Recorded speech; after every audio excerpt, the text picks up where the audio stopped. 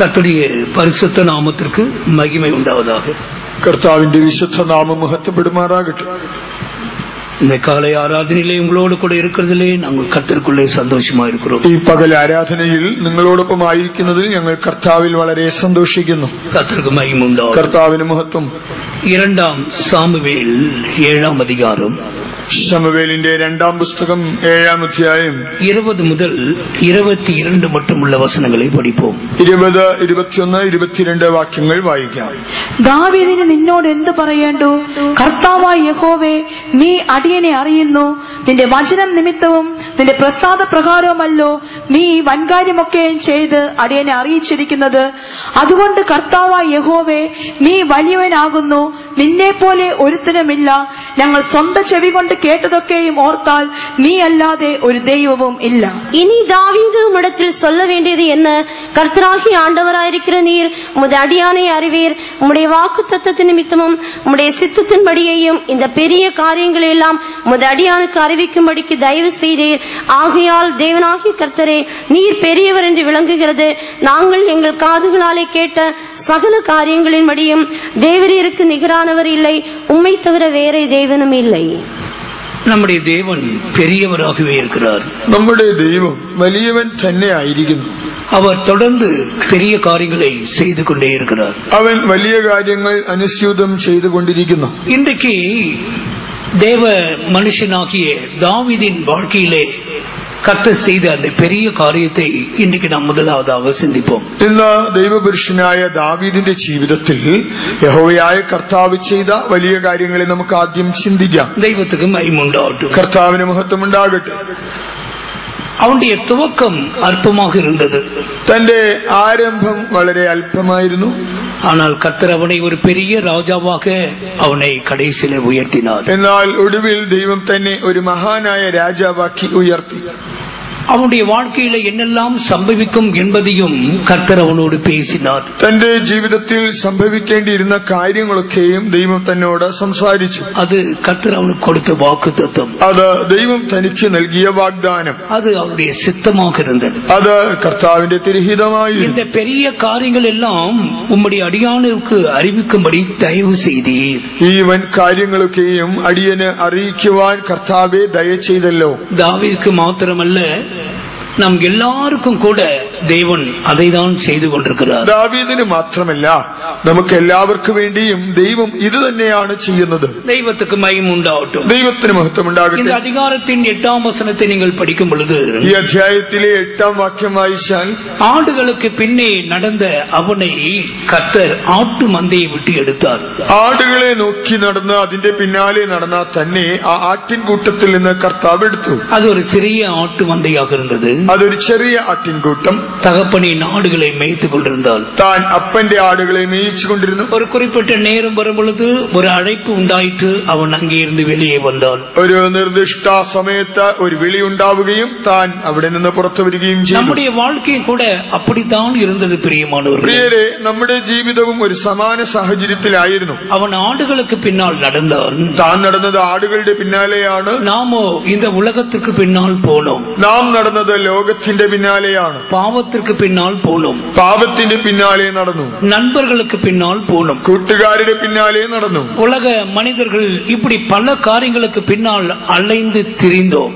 ലോകത്തിലെ മനുഷ്യർ ഇങ്ങനെ പല കാര്യങ്ങളുടെ പിന്നാലെ അലഞ്ഞു നടന്നു. ஒரு நாள் ஆண்டவராக இயேசு கிறிஸ்து நம்முடைய வாழ்க்கையை சந்தித்தார். കർത്താവായ യേശു ക്രിസ്തു ഒരു നാളിൽ നമ്മുടെ ജീവിതത്തെ സന്ദർശിച്ചു. ஆண்டவராக இயேசு கிறிஸ்துவின் இரத்தத்தால் நாம் ரட்சிக்கப்பட்டோம். കർത്താവായ യേശുവിന്റെ തിരുരക്തത്താൽ നാം രക്ഷിക്കപ്പെട്ടു. ஆடுகளுக்கு பின்னால் நடந்து திரிந்து அலைந்த நம்மை நம்முடைய ரட்சகர் விடுதலையாக்கினார். ആടുകളുടെ പിന്നാലെ അലഞ്ഞു തിരിഞ്ഞു നടന്ന നമ്മെ നമ്മുടെ രക്ഷിതാവ് അതിൽ നിന്ന് വിടുവിച്ചു. கர்த்தருக்கு மகிமை உண்டாகட்டும். കർത്താവിന് മഹത്വം ഉണ്ടാകട്ടെ. என்ன பெரிய காரியங்கள் இவருடைய வாழ்க்கையில் நடந்தது? തന്റെ ജീവിതത്തിൽ ഏത് വലിയ കാര്യമാണ് നടന്നത്? ஒரு 5 குறிப்புகளை இந்த வசனத்திலிருந்து உங்களுக்கு முன்பாக வைக்கிறேன். ഈ വചനത്തിൽ നിന്ന് ഒരു 5 വിഷയങ്ങൾ നിങ്ങളുടെ മുൻപിൽ വയ്ക്കട്ടെ. முதலாவது, கர்த்தர் அவனுக்கு ஒரு பெரிய நாமத்தை கொடுத்தார். ഒന്നാമത്, ദൈവം അവന് ഒരു മഹത്തായ നാമം കൊടുത്തു. 9 வசனத்தை படிப்போம். 9 വാക്യം.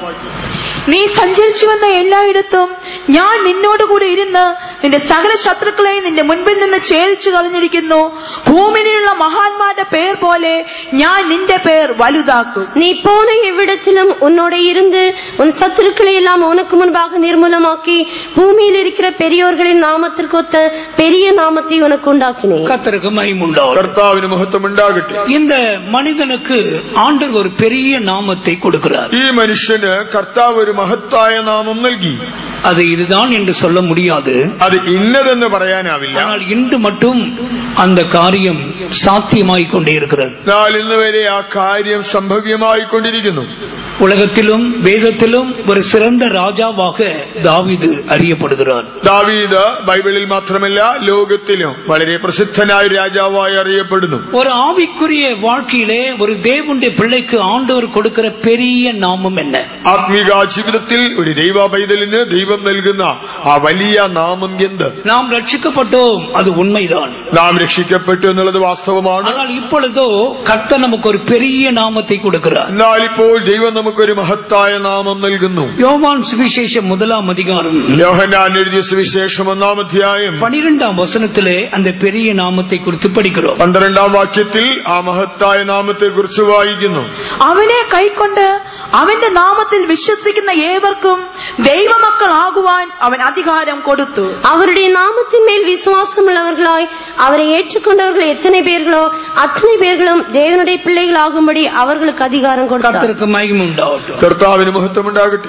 தேவனுடைய பிள்ளைகள் என்ற ஸ்தானத்துக்குள்ளே கர்த்தர் நம்மை கொண்டு வந்து நிறுத்துகிறார். ദൈവം നമ്മെ ദൈവമക്കൾ എന്ന ഒരു സ്ഥാനത്തേക്ക് കൊണ്ടുവന്ന് നിർത്തുന്നു. அவருடைய நாமத்தின் மேல் விசுவாசம் உள்ளவர்களாய் அவரை ஏற்றுக்கொண்டவர்கள் எத்தனை பேர்களோ അവനെ കൈക്കൊണ്ട് അവന്റെ നാമത്തിൽ വിശ്വസിച്ചവർ എത്ര പേരായിരുന്നാലും அவர்கள் எல்லாரும் தேவனுடைய பிள்ளைகள்.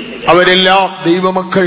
உனக்கு ஆண்டவர் இந்த சத்தியத்துக்குள்ளே கொண்டு வந்து உனக்கு கொடுக்கிற ஒரு பெயர், நீ ஒரு தேவனுடைய பிள்ளை. കർത്താവ് നിന്നെ ഈ സത്യത്തിൽ കൊണ്ടുവന്ന നിനക്ക് തരുന്ന പേര്, നീ ഒരു ദൈവ പൈതൽ.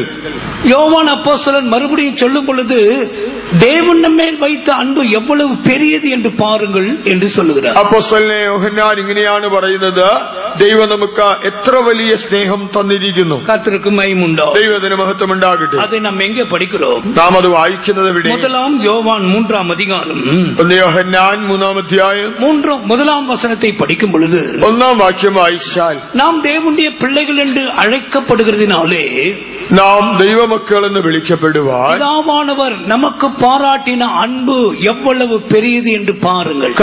ദൈവം നമുക്ക് നൽകിയിരിക്കുന്ന സ്നേഹം എത്ര വലിയതെന്ന് കാണി. 2-ம் வசனம், பிரியமானவர்களே இப்பொழுது நாம் தேவனுடைய பிள்ளைகளாய் இருக்கிறோம். 2-ാം വാക്യം പറയുന്നു, പ്രിയമുള്ളവരെ നാം ഇപ്പോൾ ദൈവമക്കൾ ആകുന്നു. கர்த்தருக்கு மகிமை உண்டாகட்டும். കർത്താവിന് മഹത്വം ഉണ്ടാകട്ടെ. காலத்தில் நாம் தேவனுடைய பிள்ளைகளாக இல்லை, നാം ഒരു കാലത്ത് ദൈവമക്കൾ ആയിരുന്നില്ല, பிசாசின் பிள்ளைகளாக இருந்தோம். പിശാചിന്റെ മക്കളായിരുന്നു. ஆனால் கர்த்தருடைய கிருபை நம்மை தேடி வந்தது. എന്നാൽ ദൈവകൃപ നമ്മെ സന്ദർശിച്ചു. அலைந்து கொண்டிருந்த நம்மை கர்த்தர் ரட்சித்தார். അലഞ്ഞു നടന്ന് നമ്മെ നമ്മുടെ കർത്താവ് രക്ഷിച്ചു. இப்போது நம்முடைய பெயர் என்ன?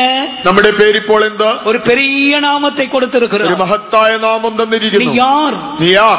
தேவனுடைய பிள்ளை. നീ ദൈവ പൈതൽ. இது எப்படி கிடைத்தது? ഇത് ലഭിച്ചതെങ്ങനെ? தேவன் உனக்கு பாராட்டின அன்பு அவ்வளவு பெரியது. ദൈവം നിനക്ക് പ്രദർശിപ്പിച്ച സ്നേഹം അത്ര உன்னை മഹത്തായത്. தேவனுடைய பிள்ளையாய் மாற்றும்படியாக നിന്നെ ദൈവ പൈതലായി മാറ്റുവാൻ தன்னுடைய குமாரனையே பலியாய் அவர் கொடுத்தார். തന്റെ സ്വപുത്രനെ യാഗമായി അർപ്പിച്ചു. ஆண்டவராக இயேசு சிலுவையிலே உனக்காக மரித்தார். കർത്താവായ യേശുനാഥൻ നിനക്കായി ക്രൂശിൽ தன்னுடைய മരിച്ചു. ரத்தத்தை எல்லாம் சிந்தினார். തന്റെ രക്തം മുഴുവൻ നിനക്കായി அவர் ചിന്തി. உனக்காக புறக்கணிக்கப்பட்டார். അവൻ നിനക്കായി തിരസ്കരിക്കപ്പെട്ടു. உன்னை தேவனுடைய பிள்ளையாய் மாற்றுவதற்காக. എന്നെ ഒരു ദൈവവൈതലായി മാറ്റുവാൻ. இதை விட உனக்கு என்ன பேர் வேண்டும்? ഇതിനേക്കാൾ വലിയ നല്ല പേര് നിനക്ക് എന്താണ് വേണ്ടത്? உலகத்திലെ மனுஷர்கள் இந்த பேர் புகழுக்காக அலைகிறார்கள். ലോക മനുഷ്യർ പേരിനും പ്രശസ്തിക്കുമായി തലഞ്ഞു നടക്കുന്നു.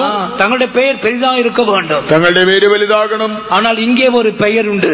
എന്നാൽ ഇവിടെ ഒരു പേരുണ്ട്, தேவனுடைய பிள்ளை. ദൈവത്തിന്റെ മകൻ, മകൾ. கர்த்தருக்கு மகிமை உண்டாகும். ദൈവത്തിന് മഹത്വമുണ്ടാകും. இதுதான் கர்த்தர் ஒரு தேவனுடைய பிள்ளை கொடுக்கிற முதலாவது அனுபவம். ഇതാണ് ഒരു ദൈവ പൈതലിന് ദൈവം നൽകുന്ന ആദ്യത്തെ അനുഭവം. கர்த்தருடைய பிள்ளை என்று சொல்லுகிறது பல அனுபவங்கள் இதிலே இருக்கிறது. ദൈവ മകൻ എന്ന് പറയുന്നതിൽ പല അനുഭവം അനുഭവങ്ങളുണ്ട്, അതിൽ ചില പിറപ്പുകളും ഉണ്ട്, അതിൽ ചില ജനനങ്ങളുമുണ്ട്. കർത്തർക്ക് മഹിമുണ്ട്. ദൈവത്തിന് മഹത്വം. இந்த அனுபவத்தை கடந்த பிற்பாடு ഈ അനുഭവം കടന്നതിന് ശേഷം ஆண்டவர் இந்த தாவீதுக்கு என்ன செய்தார்? ദാവീദിന് ദൈവം എന്ത് ചെയ്തു? 11-ാം വചനം, 11-ാം വാക്യം. ഞാൻ നിന്റെ സകല ശത്രുക്കളെയും അടക്കി നിനക്ക് സ്വസ്ഥത നൽകും.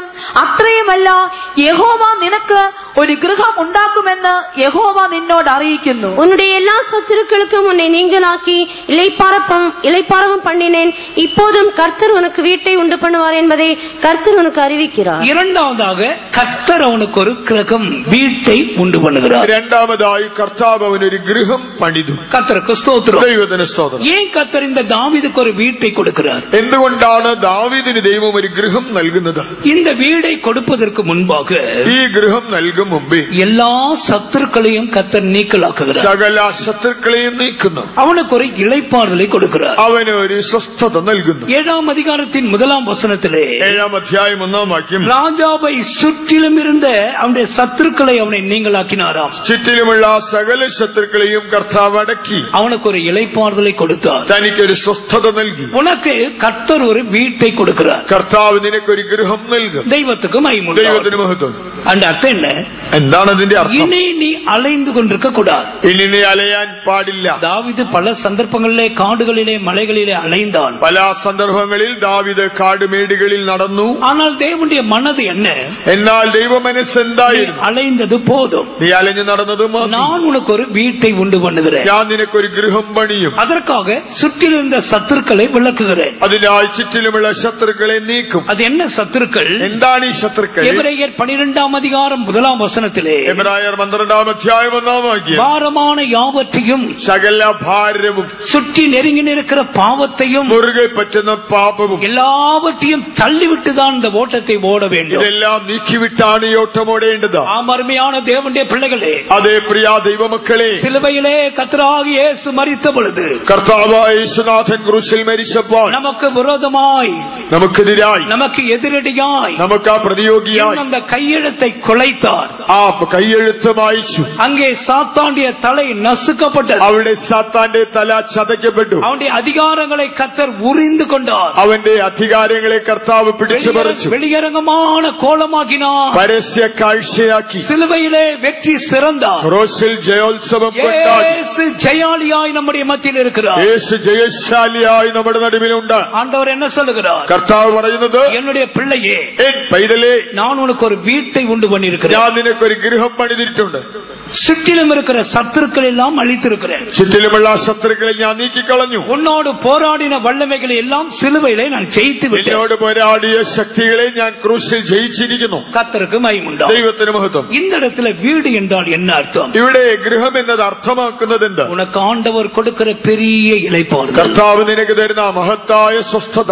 எத்தனை பேருக்கு அந்த இளைப்பாறுதல் இருக்கிறது? ആ സ്വസ്ഥത നിങ്ങളിൽ എത്ര പേർക്കുണ്ട്? ஆண்டவர் சொல்லுகிறார், வருத்தப்பட்டு பாரம் சுமக்கிறவர்களே, കർത്താവ് വിളിക്കുകയാണ്, അധ്വാനിക്കുന്നവരും ഭാരം ചുമക്കുന്നവരുമേ, என்னிடத்தில் வாருங்கள், നിങ്ങൾ എല്ലാവരും എന്റെ അടുക്കൽ വരുവിൻ, நான் உங்களுக்கு இளைப்பாறுதல் தருவேன். ഞാൻ നിങ്ങളെ ആശ്വസിപ്പിക്കും. அதான் பாவம் மன்னிப்பு, അതാണ് പാപക്ഷമ, பாவம் கழுவப்பட்ட அனுபவம். പാപം കഴുകപ്പെട്ട അനുഭവം. உனக்கு அந்த வீடு உண்டோ?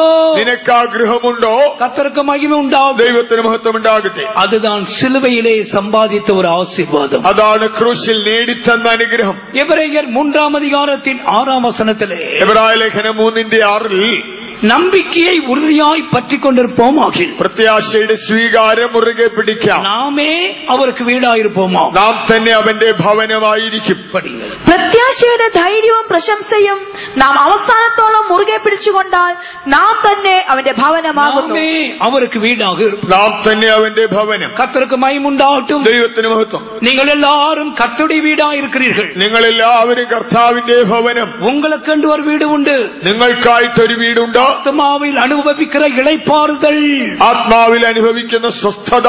துன்மார்க்கனுக்கு சமாதானம் இல்லை. ദുഷ്ടന് സമാധാനമില്ല. அவன் கொந்தளிக்கிற கடலை போல இருக்கிறான். അവൻ കലങ്ങി മറിയുന്ന കടൽ പോലെ. இந்த காலை வேளையிலே ஒரு கேள்வி நான் கேட்கிறேன். கேட்கட்டும். ഈ പകൽ സമയം നിങ്ങളോട് ഒരു ചോദ്യം ചോദിക്കട്ടെ. இளைப்பாறுதலுக்குள்ள நான் இருக்கிறேன். ഞാൻ ആ സ്വസ്ഥതയ്ക്കുള്ളിൽ நானே என் ஆண்டவருடைய வீடாக இருக்கிறேன். ഞാൻ തന്നെ എന്റെ ദൈവത്തിന്റെ ഭവനമായിരിക്കുന്നു. எனக்கு ஒரு பெயர் உண்டு, എനിക്കൊരു പേരുണ്ട്, எனக்கு ஒரு വീട് ഉണ്ട്. എനിക്കൊരു വീടുണ്ട്. ஏற்றுக்கொள்ளுகிறவர்கள் எத்தனை பேர்? ഇതാ സമ്മതിക്കുന്നവർ എത്ര പേർ? இதை ஏற்றுக்கொள்ளுகிறவர்கள் எத்தனை பேர்? സമ്മതിക്കുന്നവർ എത്ര പേർ? கண்டிப்பா உங்களுக்கு சாப்பாடு கொடுத்துதான் அனுப்புவோம், பயப்படாதீங்க. തീർച്ചയായിട്ടും നിങ്ങൾക്ക് ആഹാരം തന്നേ പറഞ്ഞു വിടൂ. கர்த்தருக்கு மகிமை உண்டாகும். ദൈവത്തിന് മഹത്വം. இதற்கு உங்களுக்கு ஒரு அல்லேலூயா போட முடியலையே. എന്നാൽ ഇതിനൊരു ഹല്ലേലൂയ പറയാൻ കഴിഞ്ഞില്ലല്ലോ. தேவனுடைய பிள்ளைகளோ, ദൈവമക്കൾ, நீங்கள் ஆண்டவருடைய வீடோ, നിങ്ങൾ ദൈവത്തിന്റെ വീടോ, உங்களுக்கு அந்த ரெஸ்ட் இருக்கும். ആ റെസ്റ്റ് ഉണ്ടോ? இப்போ சொல்லுங்க ஒரு அல்லேலூயா. ഇപ്പോൾ ഒരു ഹല്ലേലൂയ പറയാം. அப்படிதான் சத்தமா போட வேண்டும். ഇങ്ങനെയാണ് ഉച്ചത്തിൽ പറയേണ്ടത്. இன்னும் ஒரு அல்லேலூயா கூட போடுங்களேன். ഒരു ഹല്ലേലൂയ കൂടെ.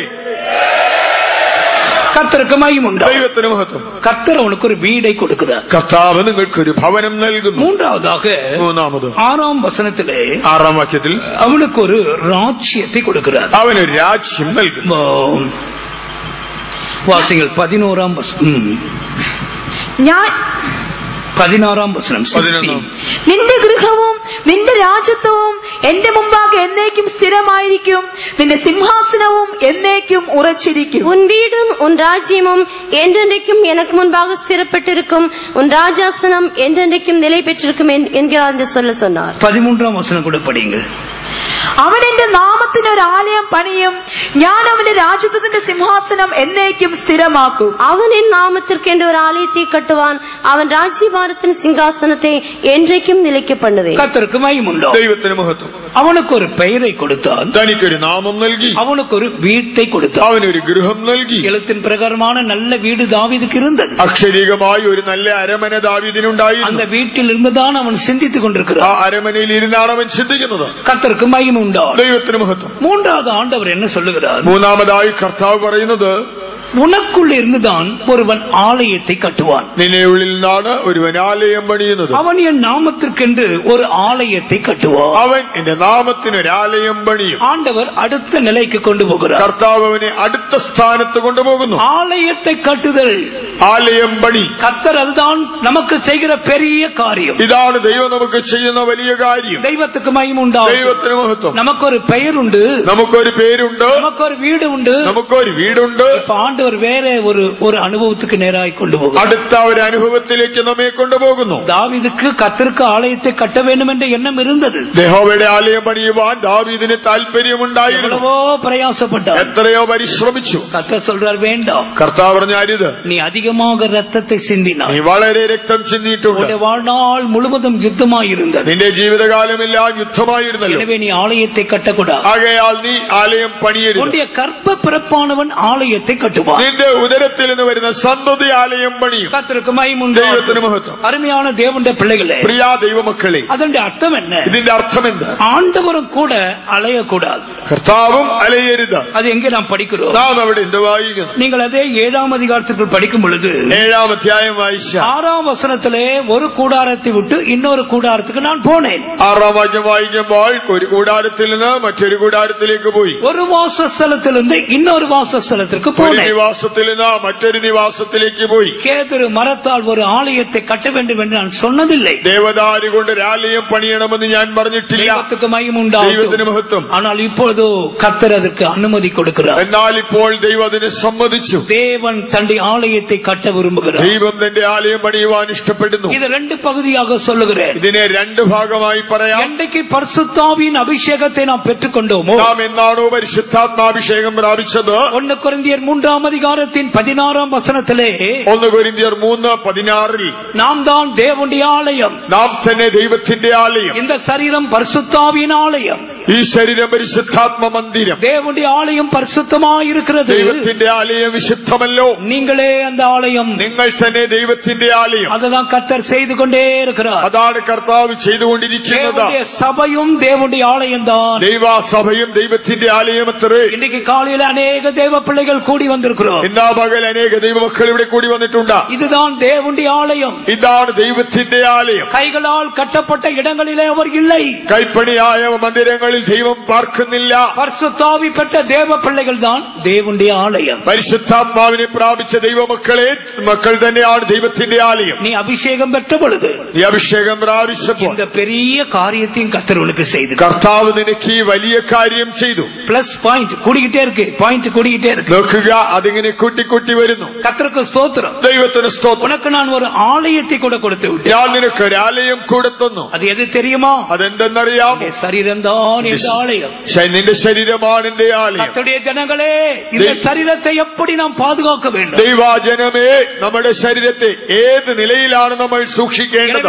அவனவன் இந்த சரீரத்தில் செய்த நன்மைக்காது தீமைக்காது கிறிஸ்துவின் சிங்காசனத்துக்கு முன்பாய் நாம் நிற்க வேண்டும். അവനവൻ ശരീരത്തിൽ ഇരിക്കുമ്പോൾ ചെയ്തത് നല്ലതാകിലും തീയതാകിലും നാം ക്രിസ്തുവിന്റെ ന്യായാസനത്തിന് മുൻപാകെ നിൽക്കേണ്ടതാകുന്നു. அவரவர் தன்னுடைய சரீரத்தை பாதுகாத்துக் கொள்ளுங்கள். അവനവൻ തന്റെ ശരീരത്തെ സൂക്ഷിപ്പിൻ. வேசித்தனத்திற்கு விலகி ஓடுங்கள். ദുർനടപ്പ് വിട്ടോടുവിൻ.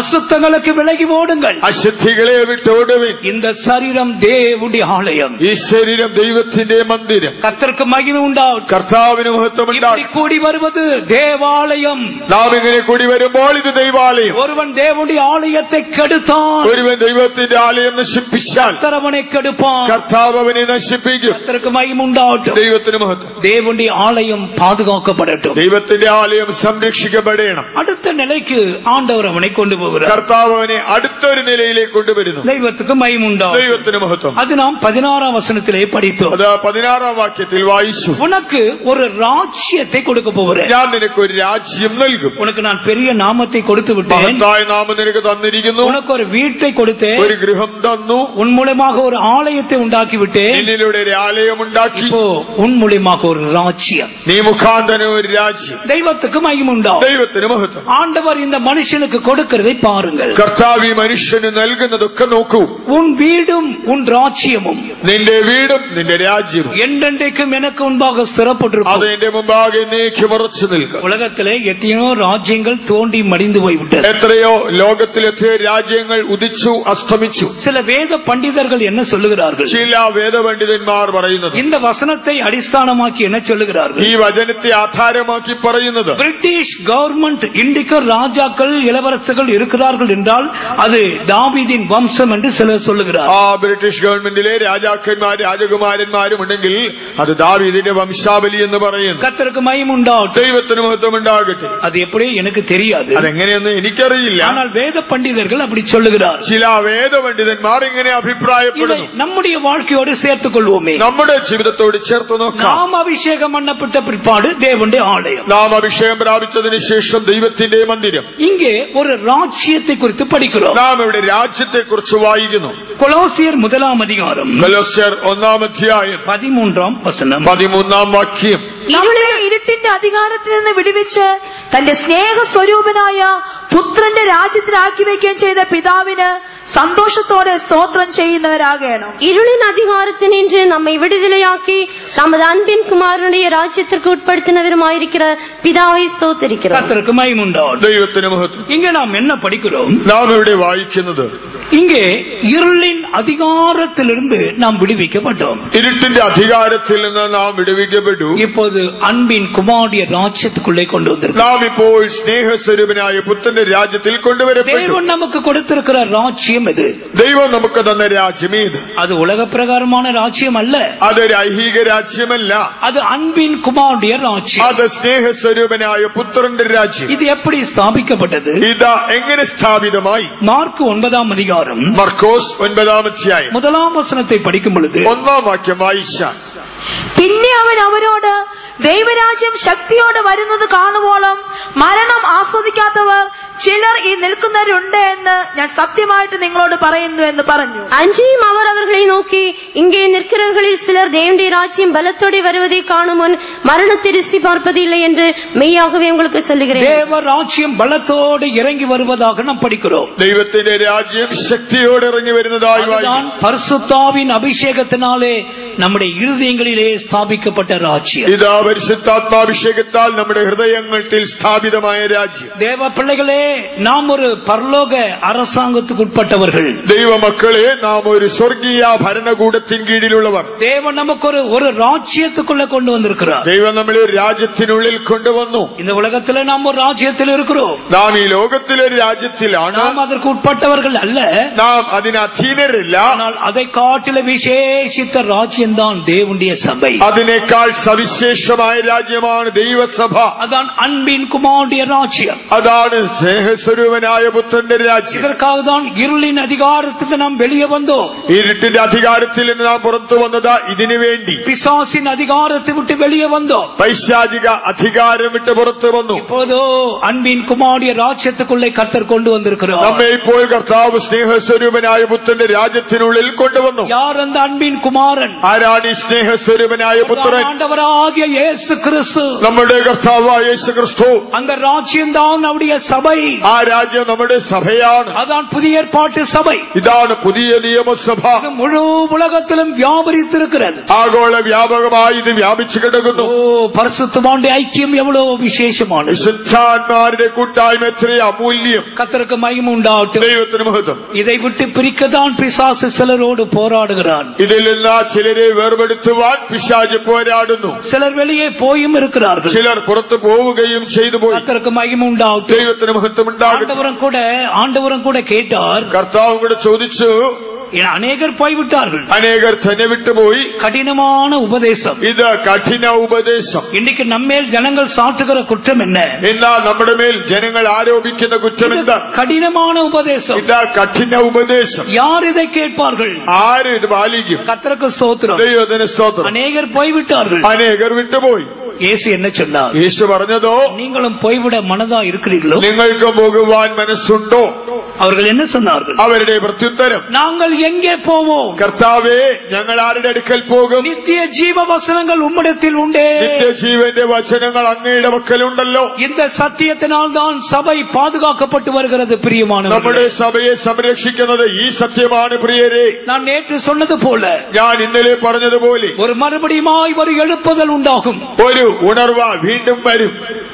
உபதேசத்தின் எழுப்புதலாக அது இருக்கும். അത് ഉപദേശത്തിന്റെ ഉണർവായിരിക്കും. கர்த்தருக்கு மகிமை உண்டாகட்டும். കർത്താവിന് മഹത്വം. எனவே அருமையான தேவனுடைய பிள்ளைகளே, ആകയാൽ പ്രിയ ദൈവമക്കളെ, ஆண்டவர் ஒரு ராஜ்யத்துக்குள்ளே கொண்டு வந்துட்டார். കർത്താവ് നമ്മെ രാജ്യത്തിനുള്ളിൽ കൊണ്ടുവന്നു. ஒரு காலத்துல பிசாசின் ராஜ்யத்துக்குள்ள இருந்தோம். നാം ഒരു കാലഘട്ടത്തിൽ പൈശാചിക സാമ്രാജ്യത്തിലായിരുന്നു. இப்போது அன்பின் குமாரனுடைய ராஜ்யம். നാം ഇപ്പോൾ സ്നേഹസ്വരൂപനായ പുത്രന്റെ രാജ്യം. இந்த ராஜ்யத்தை உட்படுத்தினவருக்கு ஸ்தோத்திரம் என்று பவுல் சொல்லுகிறார். ഈ രാജ്യത്തിനുള്ളിൽ നമ്മെ ആക്കിയ പിതാവിന് സ്തോത്രം. கர்த்தருக்கு மகிமை உண்டாகட்டும். ദൈവത്തിന് മഹത്വം ഉണ്ടാകട്ടെ. தேவன் நமக்கு செய்த காரியங்கள் பாருங்கள். ദൈവം നമുക്ക് ചെയ്ത കാര്യങ്ങളെ ഒന്ന് നോക്കൂ. இதோடு கூட இன்னொரு காரியத்தையும் ஆண்டவர் அவனுக்கு கூட்டுகிறார். ഇതോടൊത്തുചേർന്ന ദൈവം മറ്റൊരു കാര്യവും കൂട്ടിച്ചേർക്കുന്നു. 16ஆம் வசனத்தை படிக்கும் பொழுது, 16 വാക്യം വായിച്ചാൽ, உன் ராஜ்யஸ்தனம் என்றென்றைக்கும் ஸ்திர நிலை பெற்றிருக்கும்.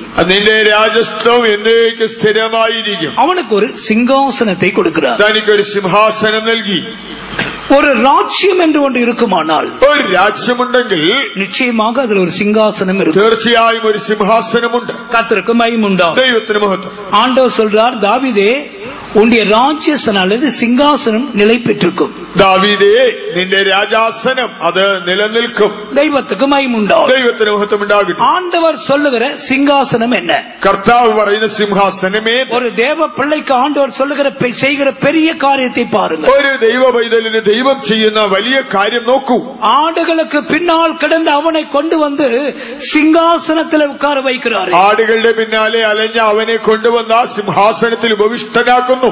எளியவனை குப்பையிலிருந்து உயர்த்துகிறார். എളിയവനെ കുപ്പയിൽ നിന്ന് ഉയർത്തുന്നു. அவனை பிரபுக்களோடு கூட உட்கார வைக்கிறார். അവനെ പ്രഭുക്കന്മാരോടുകൂടെ ഇരുത്തുന്നു. சிங்காசனத்தை சுதந்திரிக்க செய்கிறார். മഹിമാസനം അവകാശമായി നൽകുന്നു. இந்த தேவன் செய்கிற பெரிய காரியத்தை வந்து பாருங்கள். നമ്മുടെ ദൈവം ചെയ്യുന്ന വലിയ പ്രവൃത്തികൾ വന്ന് കാൺമീൻ. எதற்காக கர்த்தர் உன்னை அழைத்தார்? ദൈവം നിന്നെ വിളിച്ചതെന്തിനാ? ஏதோ ஒரு வீட்டை கொடுக்கவா? ഒരു വെറും വീട് തരാൻ മാത്രമോ? அல்லது பணத்தை கொடுக்கவா? അല്പം പണം തരാൻ മാത്രമോ? தேவ தேவ பிள்ளையே, அதற்காக அல்லவே. ദൈവ പൈതലേ, ഇതൊന്നുമല്ല. உனக்கு வைத்திருக்கிறவர்களை சிந்தித்து பார். നിനക്കായി ദൈവം വെച്ചിട്ടുള്ളതിനെ ചിന്തിക്കൂ. ஆண்டவர் சொல்றார், உனக்கு ஒரு சிங்காசனத்தை வைத்திருக்கிறேன். ദൈവം പറയുകയാണ്, ഞാൻ നിനക്ക് ഒരു സിംഹാസനം വെച്ചിട്ടുണ്ട്. கர்த்தருக்கு மகிமை உண்டாகட்டும். ദൈവത്തിന് മഹത്വം ഉണ്ടാകട്ടെ. இந்த சிங்காசனத்திலும் 2 பகுதிகள் உண்டு. ഈ സിംഹാസനത്തിനും 2 ഭാഗങ്ങളുണ്ട്. பூமியிலே அது ஜெய ஜீவியம். ഭൂമിയിൽ ഇത് ജയജീവിതം. கர்த்தருக்கு ஸ்தோத்திரம். ദൈവത്തിന് സ്തോത്രം. எனவேதான் ஜெயம் கொள்ளுகிறவன் எவனோ ஆண்டவர் சொல்றார். അതുകൊണ്ടാണ് കർത്താവ് പറയുന്നത്, ജയിക്കുന്നവനെ நான் ஜெயம் கொண்டு பிதாவின் சிங்காசனத்தில் உட்கார்ந்தது போல, ഞാൻ ജയിച്ചെന്റെ പിതാവിന്റെ സിംഹാസനത്തിൽ ഇരുന്നത് പോലെ ஜெயம் கொள்ளுகிறவன் எவனோ, ജയിക്കുന്നവൻ ആരും அவனுக்கு என்னோடு கூட அந்த சிங்காசனத்தில் உட்கார அருள் செய்வேன். അവൻ എന്നോടുകൂടെ എന്റെ സിംഹാസനത്തിൽ ഇരിക്കുവാൻ വരം നൽകും. வெளிப்படுத்தல் 3-ാം அதிகாரம் 21-ാം വചനം. വെളിപ്പാട് 3:21. ജയിക്കുന്നവന് ഞാൻ എന്നോടുകൂടെ എന്റെ സിംഹാസനത്തിൽ ഇരിപ്പാൻ വരം നൽകും. ഞാനും ജയിച്ച് എന്റെ പിതാവിനോട് കൂടെ അവന്റെ സിംഹാസനത്തിൽ ഇരുന്നത് പോലെ തന്നെ. ഞാൻ ജയം കൊണ്ട് എൻ പിതാവിന്റെ സിംഹാസനത്തിലെ അവരോട് കൂടെ ഉட்கார்ந்தது போல ஜெயம் கொள்ளுகிறவனோ அவனும் என்னுடைய சிங்காசனத்தில் என்னோடு கூட உட்காரும்படிக்கு அருள் செய்வேன். கர்த்தருக்கு மகிமை உண்டாகட்டும். ദൈവത്തിന് മഹത്വം ഉണ്ടാകട്ടെ. பூமியிலே அது ஜெயகரமான ஜீவியம். ഭൂമിയിൽ അത് ജയജീവിതം. ஆண்டவர் நாம் ஜெயிக்கும்படியாய் தான் பூமியிலே வைத்திருக்கிறார். നാം ജയിക്കേണ്ടതിനാണ് ദൈവം നമ്മെ ഭൂമിയിൽ വെച്ചിരിക്കുന്നത്. இயேசு உலகத்தை ஜெயித்தார். കർത്താവായ യേശു ലോകത്തെ ജയിച്ചു. பிசாசை ஜெயித்தார். പിശാചിനെ ജയിച്ചു. மரணத்தை பாதாளத்தை ஜெயித்தார். മരണത്തെയും പാതാളത്തെയും ജയിച്ചു. எனவே கர்த்தருடைய சபையும் ஜெயிக்க வேண்டும். ആകയാൽ ദൈവസഭയും ജയിക്കണം. ஜெய ஜீவியம் சபையின் உபதேசம். ജയജീവിതം സഭയുടെ ഉപദേശം. கர்த்தருக்கு மகிமை உண்டாகட்டும். ദൈവത്തിന് മഹത്വം ഉണ്ടാകട്ടെ. ஜெயம் கொள்ளுகிறவன் எவனோ அவனுக்குத்தான் சிங்காசனம். ജയിക്കുന്നവന് മാത്രമാണ് സിംഹാസനം. எனவேதான் தாவீது யுத்தம் செய்து கொண்டே இருந்தார். ആകയാൽ ദാവീദ് തുടർച്ചയായി യുദ്ധം ചെയ്തു. கர்த்தர் தாவீதோடு கூட இருந்தார். ദൈവം ദാവീദിനോട് കൂടെ போகிற ഉണ്ടായിരുന്നു. இடமெல்லாம் ஜெயம். ചെന്നിടത്തെല്ലാം ജയം. இந்த மதிய வேளையிலே தேவனுடைய சபையே, മധ്യാഹ്ന വേളയിൽ ദൈവസഭയെ கர்த்தர் உன்னை ஏன் வேறுபடுத்தார்? കർത്താവിനെ എന്തിനായി വേർപിരിച്ചു? உனக்கு முன்பாய் இருக்கிற சிங்காசனத்தை நீ காண்கிறாயா? നിന്റെ മുൻപിലുള്ള സിംഹാസനം നീ ദർശിക്കുന്നുണ്ടോ? அதை குறித்து தேவனுடைய நோக்கம் என்ன? നിന്നെ കുറിച്ചുള്ള ദൈവ ഉദ്ദേശം എന്ത്? நீ தோற்று போக கூடாது. നീ പരാജിതനാകരുത്. இயேசுவை போல ஜெயிக்க வேண்டும். യേശുവിനെ പോലെ നീയും ജയിക്കൂ. ஜெயம் கொண்ட ஆண் பிள்ளை சபையிலே பிறக்க வேண்டும். ജയശാലിയായ ആൺകുട്ടി സഭയിൽ ജനിക്കട്ടെ. அதற்காக தான் கிருபை, അതിനെത്രേ കൃപ, அதற்காக தான் அபிஷேகம், അതിനെത്രേ അഭിഷേകം, அதற்காக தான் உபதேசம், അതിനെത്രേ ഉപദേശം, அதற்காக தான் பரிசுத்தவாண்டி ஐக்கியம். അതിനെത്രേ വിശുദ്ധന്മാരുടെ കൂട്ടായ്മ. இவ்வளவு எல்லாவற்றையும் கொடுத்து விட்டு நீ தோற்று போவாயானால் ഇതൊക്കെ നേടിയിട്ട് നീ പരാജയപ്പെട്ടാൽ உன்னுடைய நித்தியத்தை எங்கே கழிப்போம்? നിന്റെ നിശ്ചിത ചെലവഴിക്കുന്നത് എവിടെയാണ്? ஆடுகளுக்கு பின்னால் நடந்தாயே, നീ ആടുകളുടെ പിന്നാലെയല്ലയോ നടന്നത്? கர்த்தருடைய கையை பிடித்தாரே, കർത്താവിനെ കരം പിടിച്ചില്ലയോ? இப்போது சிங்காசனத்தை காண்பிக்கிறார். ഇപ്പോൾ സിംഹാസനം ചൂണ്ടിക്കാണിക്കുന്നു. பிள்ளையே ஏறி வா, എന്റെ പൈതലെ കയറി വാ. சோர்ந்து போகாதே, തളരേണ്ട, பின்வாங்கி போகாதே, പിന്മാറരുത്, உலகத்துக்கு பின்னால் போகாதே, ലോകത്തിലേക്ക് ഓടിപ്പോകരുത്. சிங்காசனத்தை பார். ഇതാ സിംഹാസനം കാണൂ. உனக்காக நான் வைத்திருக்கிறேன். ഞാൻ നിനക്കായിട്ടാണ് വെച്ചത്. நான் ஜெயித்தது போல நீ ஜெயமிடு. ഞാൻ ജയിച്ചതുപോലെ നീ ജയിക്കൂ. கர்த்தருக்கு ஸ்தோத்திரம். ദൈവത്തിന് സ്തോത്രം. பூமியில் மாத்திரமல்ல, ഭൂമിയിൽ മാത്രമല്ല, புதிய எருசலேம் சீயோன், அதுக்கும் சிங்காசனம் பேர் தான். പുതിയ യെരൂശലേമിനും സിയോനും സിംഹാസനം എന്ന് அதான் പേര്. நம்முடைய நித்திய வாசஸ்தலம். അതാണ് നമ്മുടെ നിത്യപാർപ്പിടം. கர்த்தருக்கு மகிமை உண்டாகும். ദൈവത്തിന് മഹത്വം. இந்த பூமிக்குரிய வாழ்க்கை ஒரு நாள் முடிப்போம். ഒരു നാളിൽ ഈ ലോക ജീവിതം തീരും. கர்த்தருடைய கிருபையினால் அந்த சிங்காசனம் மட்டும் போய் சேருவோம். കർത്താവിന്റെ കൃപയാൽ സിംഹാസനത്തിൽ നാം ചെന്നെത്തും. இப்போ நான் கேள்வி கேட்கிறேன். ഞാനിപ്പോൾ നിങ്ങളോടൊന്ന് ചോദിക്കട്ടെ. கண்களை மூடிக்கொள்ளுங்கள். കണ്ണുകളൊന്ന് അടയ്ക്കൂ. இது உங்களுடைய விசுவாச அறிக்கையா இருக்கட்டும். നിങ്ങളുടെ വിശ്വാസ പ്രഖ്യാപനമാകട്ടെ. சாத்தானுக்கு இடம் கொடுக்க வேண்டாம். സാത്താനിടം കൊടുക്കരുത്. ஒரு காலத்தில் நான் ஆடுகளுக்கு பின்னால் இருந்தேன். ഞാൻ ഒരു നാളിൽ ആടുകളുടെ പിന്നാലെ ആയിരുന്നു. இப்போதோ சிங்காசனத்தை நோக்கி போய்கொண்டே இருக்கிறேன். ഇപ്പോൾ ഞാൻ സിംഹാസനത്തെ ലാക്കാക്കി മുന്നേറുന്നു. எத்தனையோ சோதனைகள் எனக்கு வருகிறது. എനിക്ക് എത്രയോ പരിശോധനകൾ വരുന്നു. விசுவாச பரீட்சைகள் வருகிறது. വിശ്വാസ പരീക്ഷകൾ വരുന്നു. தளர்ந்து போகவில்லை. ഞാൻ തളർന്നിട്ടില്ല. முன்னேறி போய்கொண்டே இருக்கிறேன். ഞാൻ മുന്നേറി ചെല്ലുന്നു. சிங்காசனத்தை நோக்கி நான் போகிறேன். ഞാൻ സിംഹാസനത്തെ കണ്ടുകൊണ്ട് പോകുന്നു. அவர்கள் தைரியமாய் வலதுகரத்தை உயர்த்துங்கள். അങ്ങനെ ധൈര്യമുള്ളവർ വലങ്കരം ഉയർത്തുക. அப்படிப்பட்டவர்கள் வலதுகரத்தை உயர்த்துங்கள். അങ്ങനെയുള്ളവർ വലങ്കൈ ഉയർത്തുക. பிசாசு வெட்கப்படும்படியான் പിശാച് ലജ്ജിക്കുക. உரத்த சத்தத்தோடு ஒரு 3 அல்லேலூயா முழக்குங்கள். ഉച്ചത്തിലൊരു 3 ഹല്ലേലൂയ മുഴക്കൂ.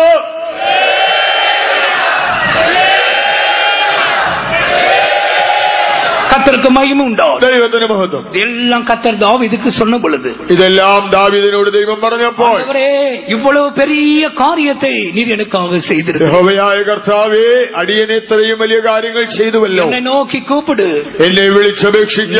அறியாததும் നീ അറിയാത്ത நீ எட்டாததுமான അഗോചരമായ பெரிய காரியத்தை உனக்கு நான் செய்வேன். മഹത്തായ കാര്യങ്ങൾ ഞാൻ നിനക്കായി ചെയ്യും. இன்னும் ஒரு காரியத்தை சொல்லி முடிக்கிறேன். ഒരു കാര്യം കൂടെ പറഞ്ഞ് അവസാനിപ്പിക്കാം. புதிய ஏற்பாட்டிலே ஒரு நபருக்கு ஆண்டவர் இதை செய்தார். പുതിയ നിയമസഭയിൽ ഒരു വ്യക്തിക്കാണ് ദൈവം ഇത് ചെയ്തത്. இது ஆங்கில வேதாகமத்தில் யாராவது இருந்தால் வாசித்தால் நலமா இருக்கும் என்று நான் நினைக்கிறேன். ഇംഗ്ലീഷ് ബൈബിൾ ഉള്ളവർ എടുത്ത് വായിച്ചാൽ കൊള്ളാം. லூக்காஸ் விசேஷம் 1 அதிகாரம் ലൂക്കോസ് 1 അധ്യായം 49 வசனம். 49 വാക്യം. തമിഴിലും പഠിங்க, മലയാളത്തിലും പഠിங்க. ശക്തനായവൻ എനിക്ക് വലിയവ ചെയ്തിരിക്കുന്നു, അവന്റെ നാമം പരിശുദ്ധം തന്നെ. வல்லமையுடையவர் மகிமையானவைகளை எனக்கு செய்தார், அவருடைய நாமம் பரிசுத்தம் உள்ளது. For he that is holy hath done to me great things, and holy is his name. கர்த்தருக்கு ஸ்தோத்திரம். ദൈവത്തിന് സ്തോത്രം. தமிழில் எப்படி எழுதப்பட்டிருக்கிறது? തമിഴിൽ എഴുതിയിരിക്കുന്നത് ഇങ്ങനെ, வல்லமையுள்ளவர் மகிமையானவைகளை எனக்கு செய்தார். ശക്തനായവൻ എനിക്ക് വലിയവ ചെയ്തിരിക്കുന്നു. ஆங்கில வேதாகமம் சொல்லுகிறது பெரிய காரியத்தை எனக்கு செய்தார். ഇംഗ്ലീഷ് ബൈബിൾ പറയുന്നത് അവൻ എനിക്ക് വേണ്ടി വലിയ കാര്യങ്ങൾ ചെയ്തു. கர்த்தருக்கு மகிமை உண்டாகும். ദൈവത്തിന് മഹത്വം. இது மரியாளை பற்றி எழுதப்பட்டிருக்கிறது நமக்கு எல்லாருக்கும் தெரியும். മറിയയെ കുറിച്ചാണ് ഇത് എഴുതിയിരിക്കുന്നത്, നമുക്കറിയാം. அவளுக்கு ஒரு குழந்தை பிறந்தது. അവൾക്ക് ഒരു ശിശു ജനിച്ചു. கர்த்தருக்கு மகிமை உண்டாகும். ദൈവത്തിന് മഹത്വം. உனக்குள் பிறப்பது பரிசுத்தமாய் இருக்கும் என்று சொல்லப்பட்டது. നിന്നിൽ ഉത്ഭവിക്കുന്നത് വിശുദ്ധ പ്രജ എന്ന് വിളിക്കപ്പെടും. அந்த நாட்களிலே மேசியாவின் பிறப்பை குறித்து தீர்க்கதரிசனங்கள் உண்டாயிருந்தது. ആ നാളുകളിൽ മശീഹായുടെ ജനനത്തെ കുറിച്ചുള്ള പ്രവചനങ്ങൾ ഉണ്ടായിരുന്നു. எத்தனையோ சகோதரிமார்கள் தங்களுடைய பெயரை மேரி, மரியாள் என்று வைத்துக் கொண்டார்கள். എത്രയോ യുവതികൾ തങ്ങളുടെ പേര് മറിയ എന്ന് വെച്ചിരുന്നു. வேதாகமத்தில் மாத்திரம் 6 மரியாளை குறித்து நீங்கள் படிக்கலாம். ബൈബിളിൽ തന്നെ 6 മറിയമാരെ കുറിച്ച് വായിക്കുന്നു. எனவே அப்படி ஒரு ஆசை அவர்களுக்குள்ளே, അവരുടെ ഉള്ളിൽ അങ്ങനെ ഒരു താല്പര്യം. ஏனென்றால் தனக்குள்ளே மேசியா பிறக்க வேண்டும். തന്റെ ഉള്ളിൽ മശീഹ ജനിക്കണം. எனவே மரியாள் என்ற பெயரை அநேகர் சூட்டிக் கொண்டார்கள். ആകയാൽ അനേകർ മറിയ എന്ന പേരെടുത്തു.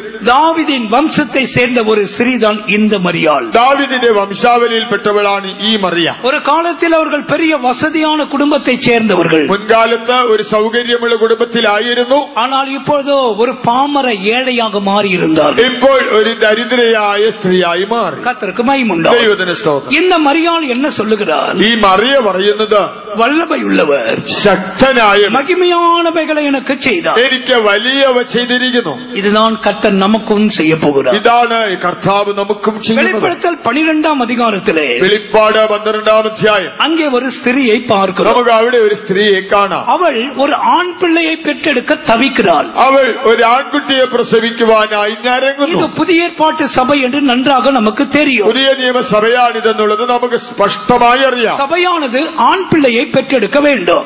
സഭ ആൺകുട്ടിയെ ജനിപ്പിക്കണം. இயேசு கிறிஸ்து வருகையின் நாளிலே കർത്താവായ യേശുവിന്റെ വരവിനാളിൽ அந்த ஸ்திரீ எடுத்துக்கொள்ளப்பட மாட்டாள். ഈ സ്ത്രീ എടുക്കപ്പെടുകയില്ല. ஜெயம் கொண்ட பரிசுத்தவான்கள் கர்த்தரை சந்திக்க போவார். ജയാളികളായ വിശുദ്ധന്മാർ കർത്താവിനെതിരേൽക്കുവാൻ പോകും. அதுதான் கிருபையின் காலத்திலே கர்த்தர் நமக்கு செய்ய போகிற பெரிய காரியம். ഇതാണ് ഈ കൃപായുഗത്തിൽ ദൈവം നമുക്ക് ചെയ്യുന്ന ഏറ്റവും മഹത്തായ കാര്യം. தெய்வத்துக்கு மகிமை உண்டாகட்டும். ദൈവത്തിന് മഹത്വം ഉണ്ടാകട്ടെ. வல்லமையுள்ளவர் எனக்கு பெரிய காரியத்தை செய்தார். ശക്തനായവൻ എനിക്ക് വലിയവ ചെയ്തു. அன்றைக்கு மரியாள் செய்து சொன்னது போல അന്ന് മറിയ പറഞ്ഞതുപോലെ இங்கே கூடியிருக்கிற தேவ பிள்ளைகள் எல்லாரும் சொல்ல போகிறோம். എന്നാ കൂടിയിരിക്കുന്നവരെല്ലാവരും ചേർന്ന് പറയും, அது சாத்தியமா?